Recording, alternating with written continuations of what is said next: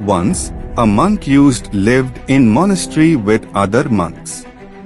One day, he decided to meditate alone away from his monastery.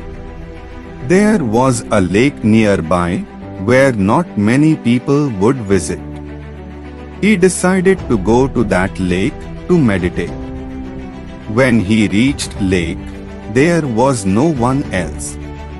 He took a boat out to the middle of lake. When reached in middle, moors it there. There, he sat with his eyes closed and began his meditation. After a few hours of undisturbed silence, he suddenly felt a bump of another boat colliding with his boat. Monk got disturbed, but still he kept his eyes closed. Again he felt bump. With his eyes closed, he sensed his anger rising, but still he kept his eyes closed and stayed silent.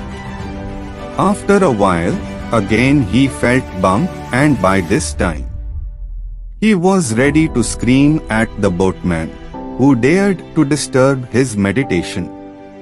When he couldn't control anymore, he opened his eyes and looked toward another boat to scream, but to his surprise, when he opened his eyes, he saw that it was an empty boat that had probably got untethered and floated to the middle of lake.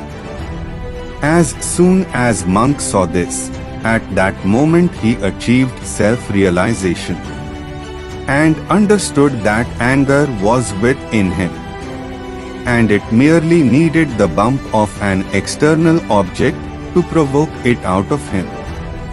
From then on, whenever monk would come across someone who irritates him or try to provoke him to anger, he would remind himself, other person is merely an empty boat.